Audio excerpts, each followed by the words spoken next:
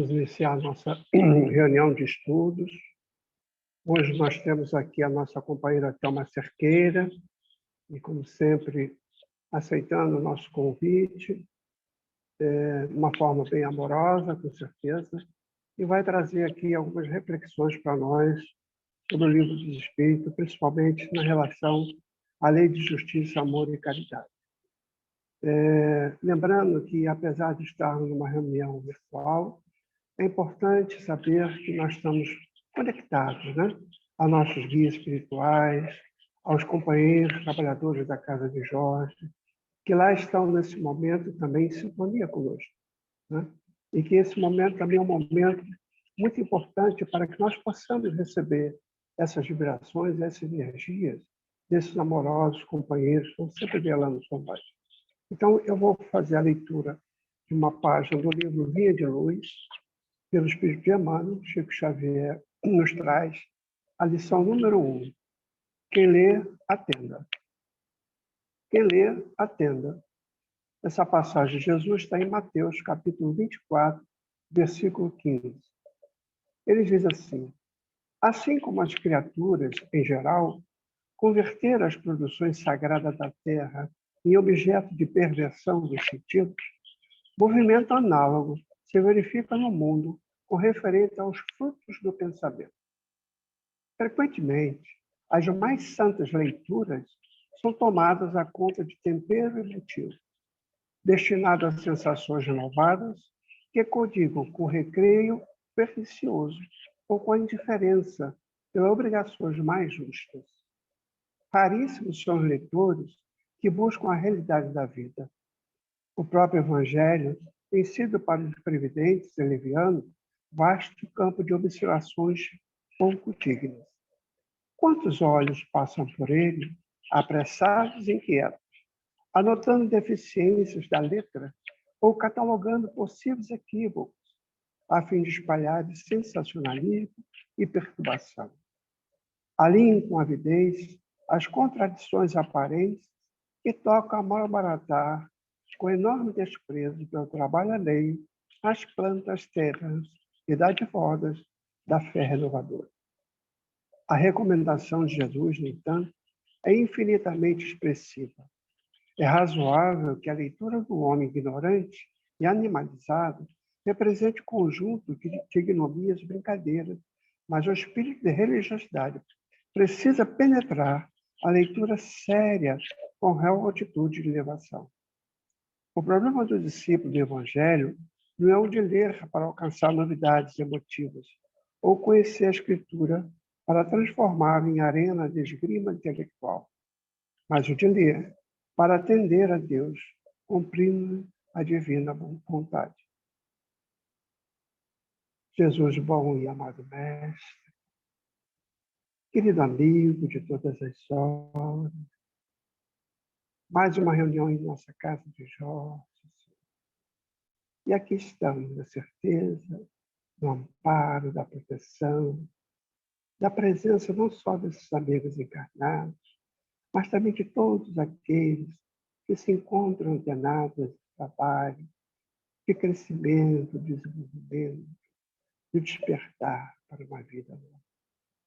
Que seja uma tarde de muita alegria, de muita paz, de muita harmonia, e que possamos, assim, iniciar o nosso trabalho, com a graça de Deus. Então, passamos a palavra a Thelma. Seja bem-vinda, Thelma. Bom trabalho para você. Muito obrigada, Hélio. Uma boa tarde a quem nós também não havíamos cumprimentado. É com grande alegria que nós retornamos a esta casa querida e com muito prazer, com muita alegria mesmo, nós, sempre que nos convidam, estamos aqui para servir a Jesus, né? Porque a tarefa é de Jesus. Então, como já foi dito, o tema que nós temos hoje para a nossa tarefa é falarmos, refletirmos em torno da lei de justiça, de amor e de caridade. E esse tema está contido, essa lei está contida lá na terceira parte do Livro dos Espíritos, no capítulo 11, onde nós vamos encontrar as questões 873 a 892. E é importante nós dizermos que essa lei é a 10ª lei e Kardec vem nos trazendo, assim, nessa parte terceira, todas as leis, uma a uma em cada capítulo, para ser estudada, para ser apreendida nos nossos corações. E os espíritos, diante das perguntas elaboradas por Allan Kardec, eles afirmam que essa lei é a mais importante. Por quê? Porque ela traz, em sua essência, toda a compreensão da justiça divina, toda a compreensão da lei de amor que Jesus veio nos trazer e, certamente, envolvida, né, pela caridade, nos mostrando aí a ação do amor pela caridade. Então, nós podemos dizer que essa lei envolve todas as outras. Então, é muito importante nós, quando estudamos sobre as leis divinas, nós atentarmos para o que elas nos trazem, o que elas representam para mim, para nós, porque, no sentido geral das leis naturais, as leis divinas, elas são fundamentais para todos nós, enquanto espíritos imortais, para que possamos, assim, investigar, que possamos compreender, principalmente, e vivenciar essas leis, certamente, nas nossas vidas.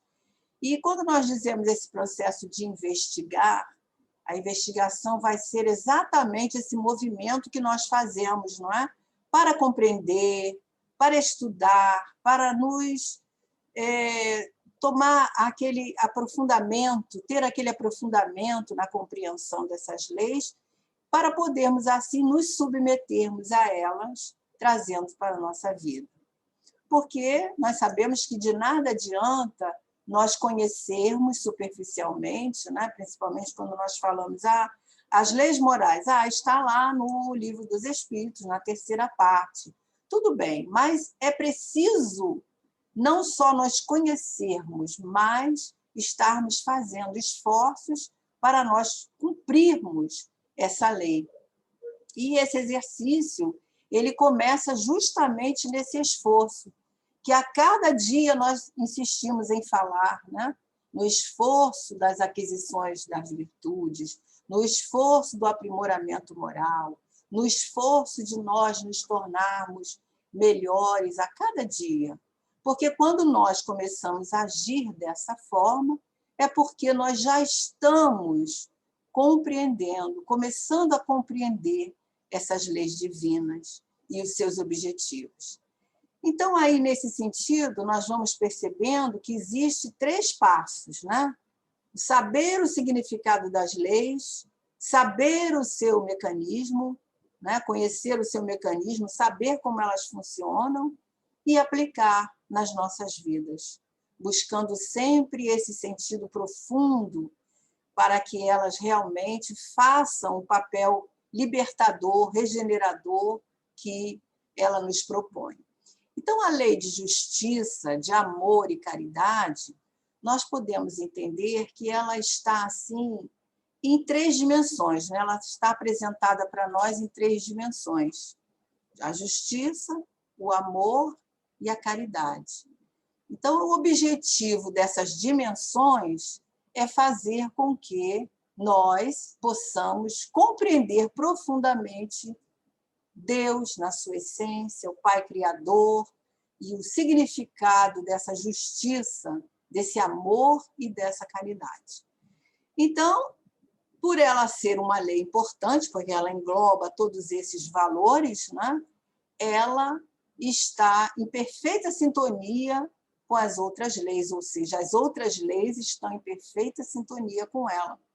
E mesmo quando nós nos afastamos de Deus, nos afastamos da lei, essa lei é a responsável para estar sempre nos convidando a nos conectarmos com Deus, nos conectamos ao retorno, nos lembrando sempre que existe um Pai Criador. Por quê? Porque, sendo nós centelhas divinas, nós possuímos em nós essa essência, né? E nós sabemos, conforme nos diz lá na questão 621, que essa lei divina, essa consciência divina, ela está escrita na nossa consciência, né? Está lá na questão 621.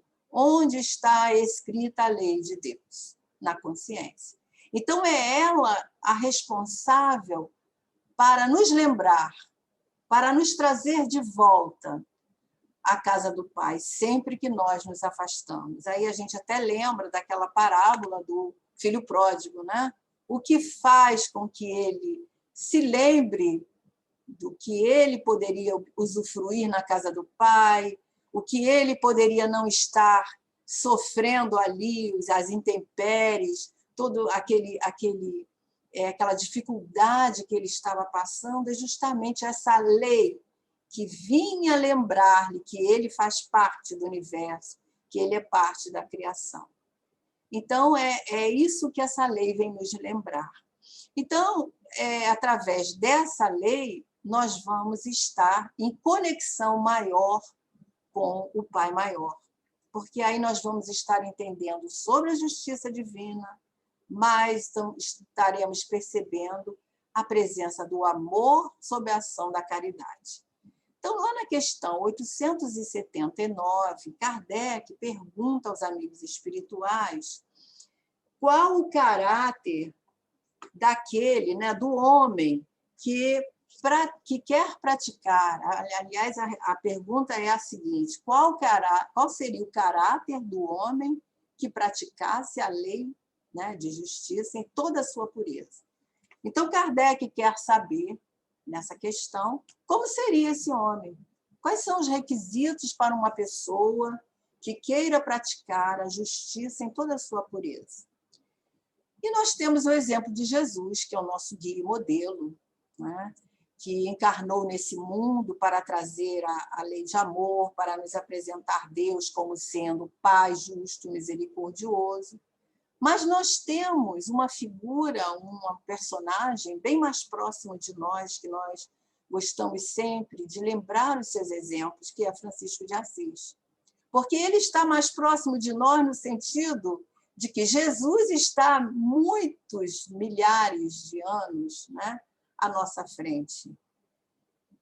E Francisco de Assis, até Joana de Ângeles nos fala sobre isso, né, que ela apresenta Francisco de Assis um pouco mais próximo de nós, no sentido de que nós vamos ali perceber nele uma semelhança muito grande conosco, porque no início da sua caminhada ele cometia erros, né, como nós, mas buscava repará-los assim como nós nos esforçamos hoje por fazer, né?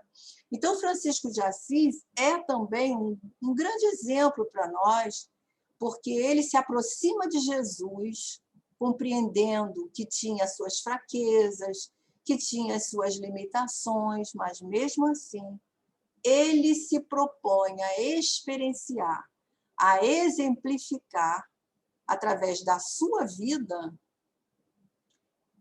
aprender, entender sobre a justiça divina e a sua misericórdia.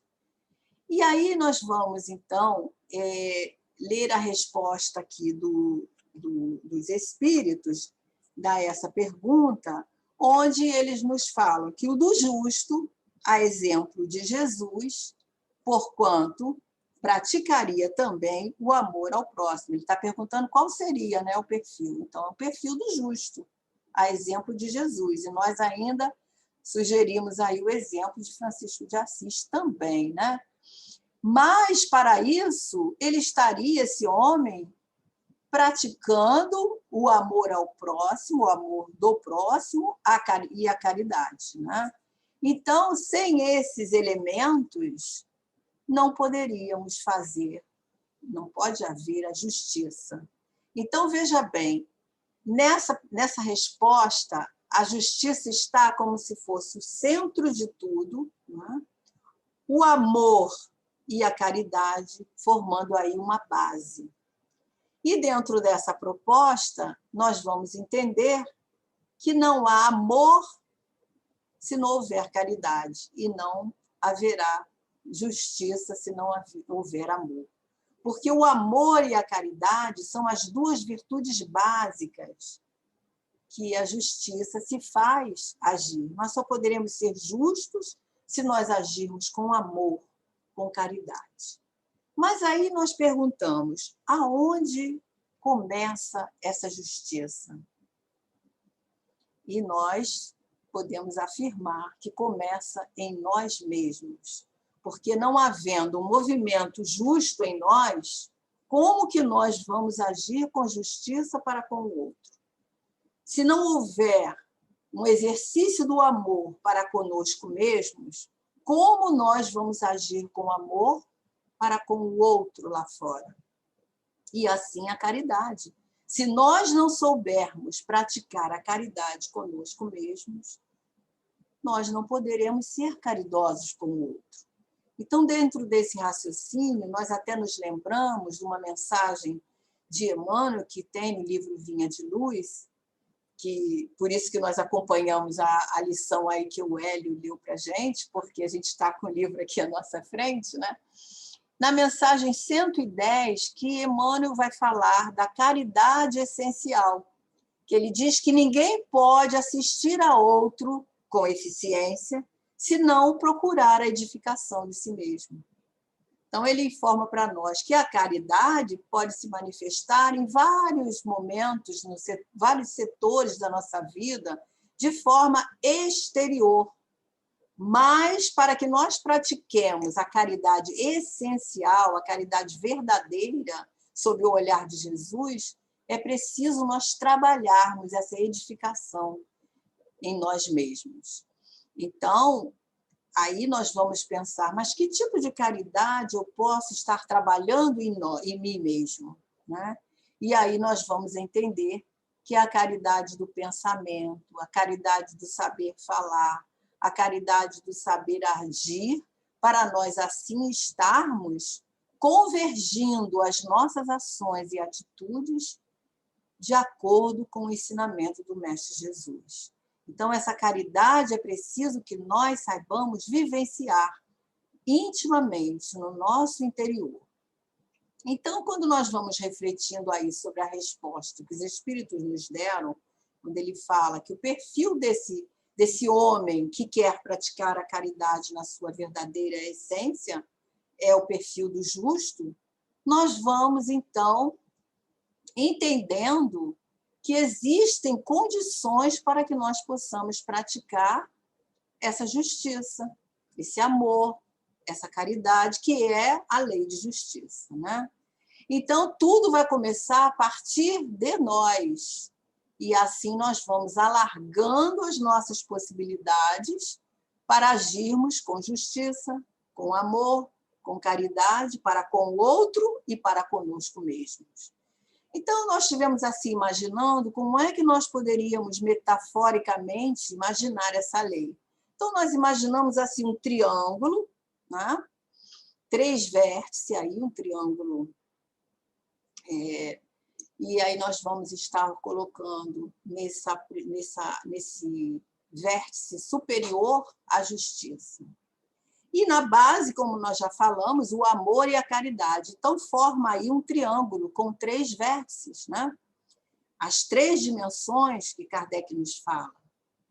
E nós já vimos que essa lei, por ela ser a lei maior do universo, ela é a condutora de tudo. Ela comanda todas as coisas que acontecem, porque dentro da lei de causa e efeito, né? A justiça.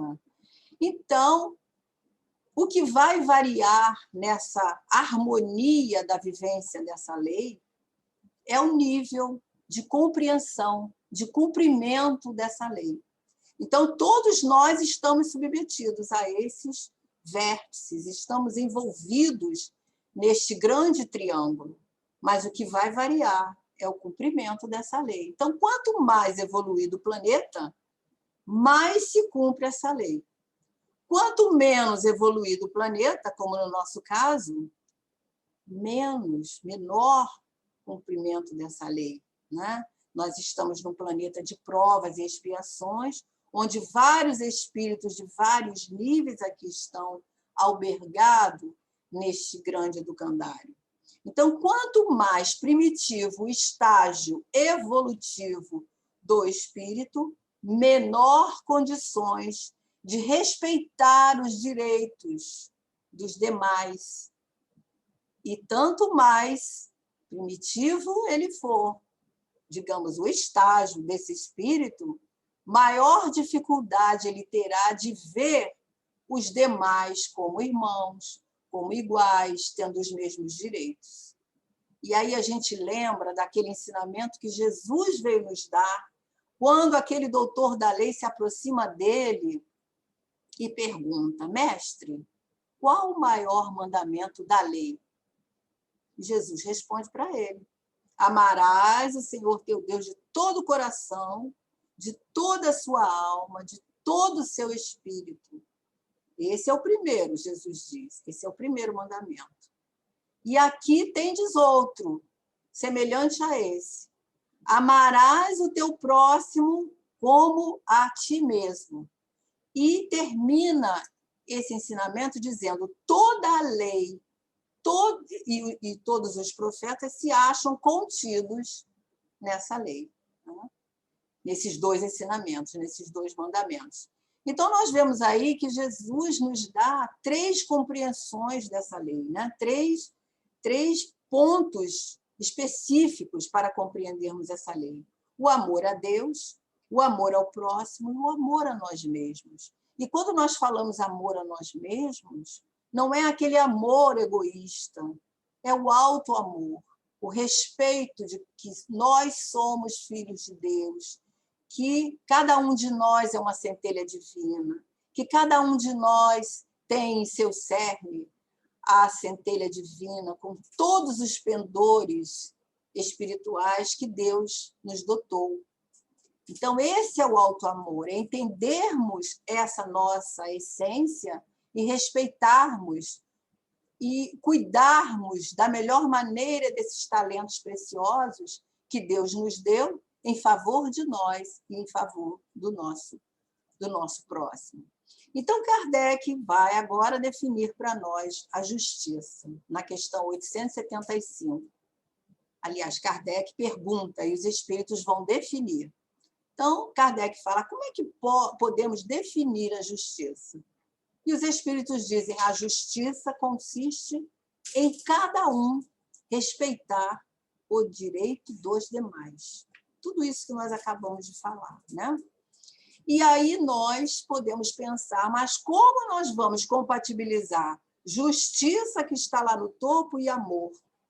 Como é que nós vamos entender essas duas dimensões? A justiça cobra, o amor doa. Não se pode cobrar e doar ao mesmo tempo. Mas nós sabemos que tanto a justiça quanto o amor são leis divinas. E, na verdade, elas se completam, porque se nós formos confrontar esses dois princípios, nós vamos ver que eles são muito semelhantes.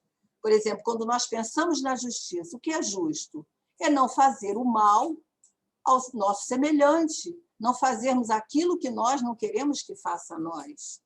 E o amor? Fazer ao semelhante todo o bem que nós pudermos, que nós desejamos para nós. Então, nós vemos aí a semelhança desses dois princípios. E aí surge uma outra questão. Se exercitarmos a justiça dessa maneira, respeitando a integridade do outro, como nós vamos proceder em relação àquele que não nos respeita, que nos prejudicam? E aí nós podemos pensar, né, que só podemos agir corretamente se nós nos colocarmos no lugar do outro. Se nós nos colocarmos naquela situação que o outro está vivenciando. E isso é uma capacidade fundamental para o ser humano, mas muitos de nós ainda não conseguimos agir assim. Não, nós sabemos que uma boa parte das pessoas que vivem no nosso mundo ainda não entendem o outro dessa maneira, ainda não conseguem fazer para o outro o que gostaria que fizesse para si. Por quê? Porque simplesmente ignoram, simplesmente o outro não existe, né? Porque nos vemos em principal lugar, no primeiro lugar. Mas não é porque elas são más, é porque estão caminhando dentro desse processo evolutivo. Lembra que nós falamos ainda há pouco, nessa nossa reflexão? Quanto mais primitivo o estado evolutivo do espírito, menor condições de respeitar o direito dos demais. E tanto maior, né? Quanto mais primitivo esse ser estiver no seu estágio evolutivo, veja bem, não é que o ser seja primitivo, é que o seu estágio de compreensão ainda é primitivo. Então, ele vai ter dificuldade de entender os direitos dos outros. E isso é muito atual para nós. A nossa dificuldade de vivenciarmos numa sociedade saudável ainda é por esse motivo, pelos diversos níveis evolutivos que pululam a nossa Terra.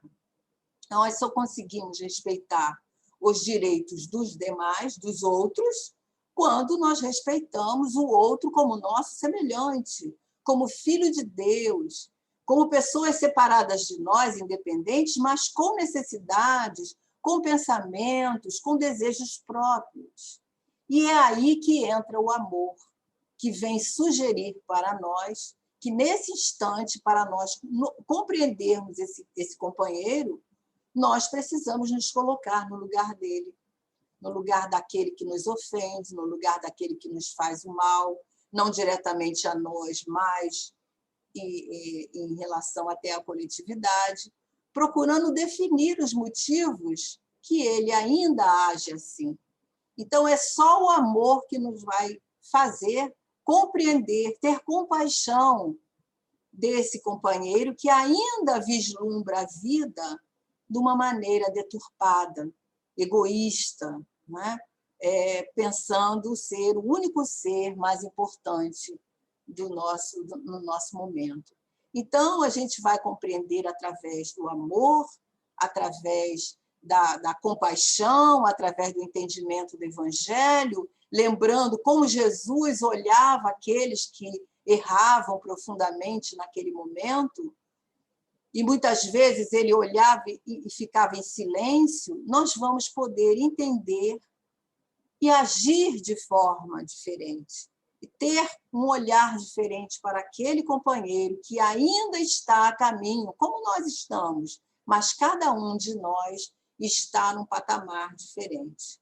Então, quem sabe aí poderemos passar a entender aquele que comete crimes, aquele que está segregado e que impossibilitado de conviver na sociedade, não vendo como um ser que precisa ser extirpado, mas vendo ali uma pessoa doente, um enfermo, alguém que precisa de cuidados, porque todo enfermo precisa de tratamento, alguém que possa receber a educação, a orientação psicológica, recursos para a sua regeneração, e também os conceitos de Deus.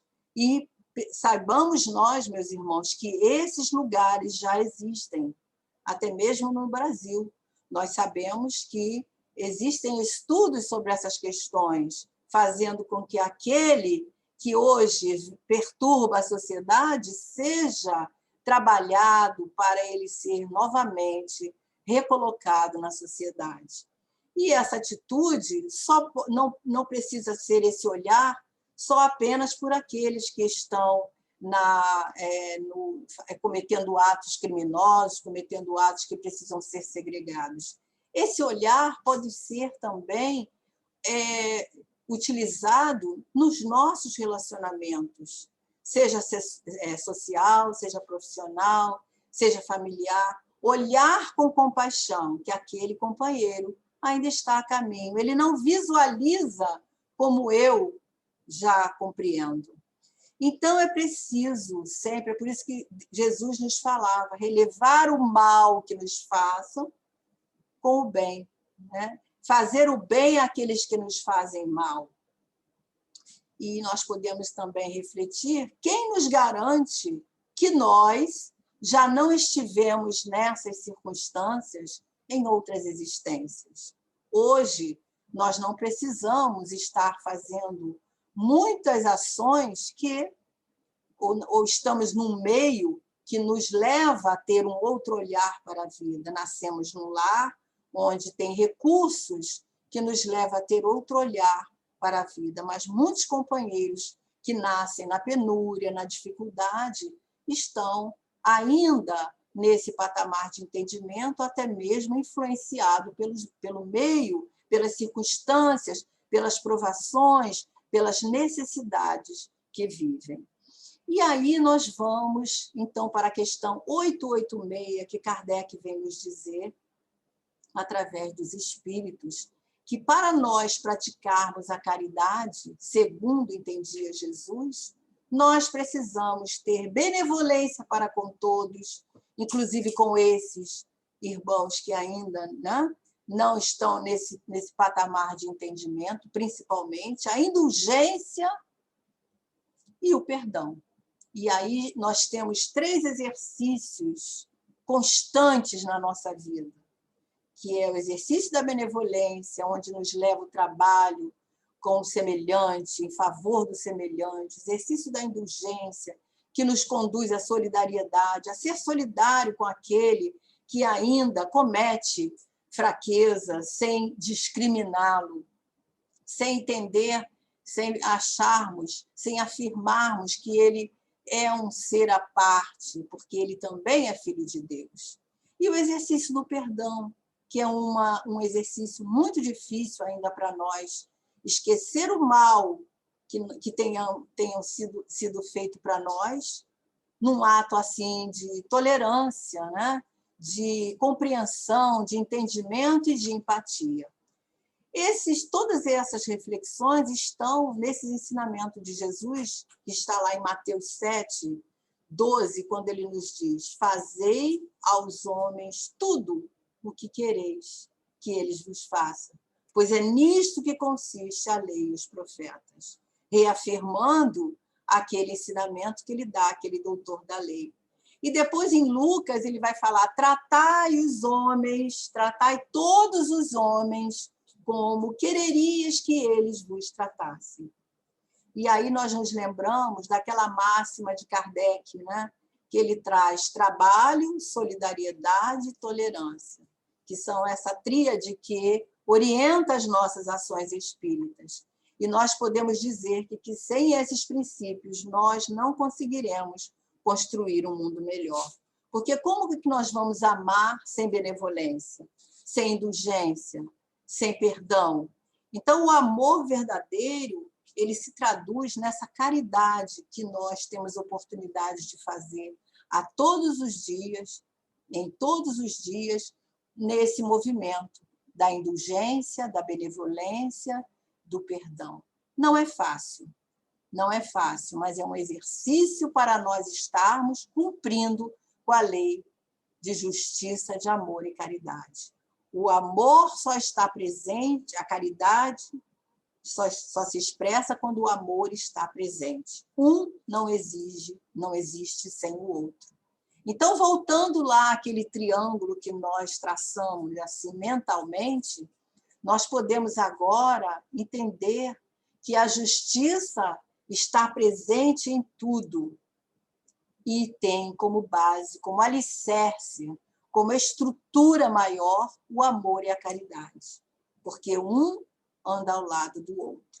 E aí nós nos lembramos de Paulo de Tarso, quando ele destaca para nós: ainda que eu falasse a língua dos homens e dos anjos, se eu não tivesse amor, eu seria como metal que soa, como sino que tine, né?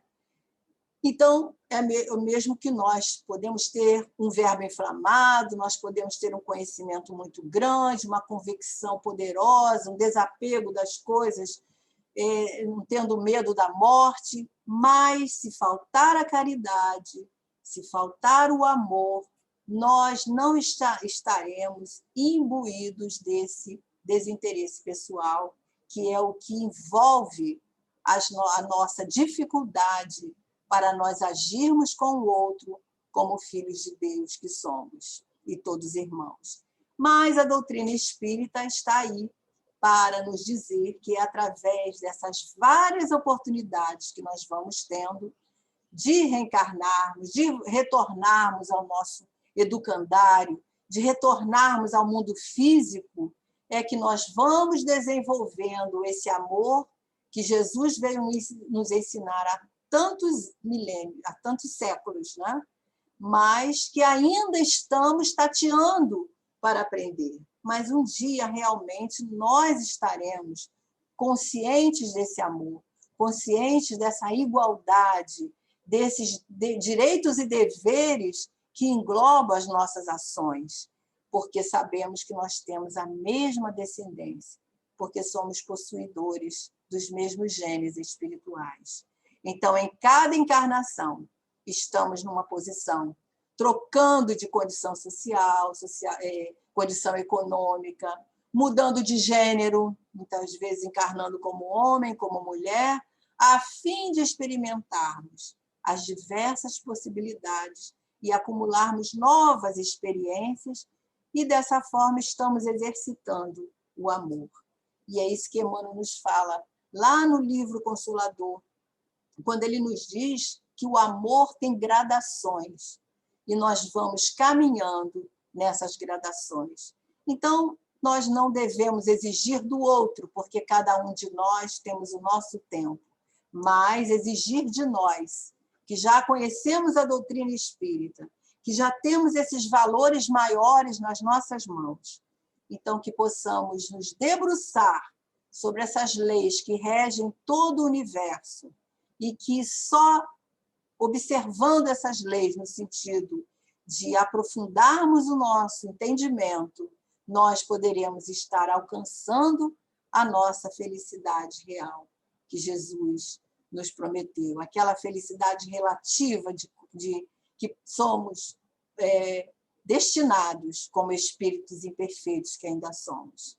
Então, que possamos aproveitar as nossas oportunidades para exercitarmos o amor e a caridade, que nós possamos dar de nós mesmos, dar aquilo que vem do nosso íntimo, verdadeiramente, em benefício dos nossos semelhantes, porque a caridade é o cumprimento da lei maior. Então, que Jesus nos abençoe e que nós possamos ser, assim, ricamente envolvidos por esse amor maior que Jesus veio nos ensinar. Graças a Deus. Graças a Deus. Obrigado, Thelma. Uma tarde de muita luz, né? De muita paz, de muita harmonia, atendendo, como Emmanuel diz, né? O que o Pai pretende de nós, né? O conhecimento da verdade para que a gente possa buscar realmente a nossa felicidade. Que Deus te ilumine, ampare e proteja nesse caminho. Obrigado, muita paz. Então, vamos fazer a nossa prece, para encerrar nosso trabalho, depois os nossos abraços. Jesus, mais uma vez, querido amigo, emitimos nosso pensamento a Ti, Senhor, para agradecer essa oportunidade de estarmos aqui reunidos em Teu Santo e pedir, Senhor, que envolva todos aqueles que nesse momento, Senhor, precisam de Ti, da saúde, da paz, da harmonia, da coragem, da fé na vida. no sentido de que tudo passa. E que as dores, Senhor, venham para que nós possamos nos redimir do passado e encontrar amor. Abençoe a todos, a nossa cidade, no nosso país, em toda a humanidade. Que seja feita a vontade.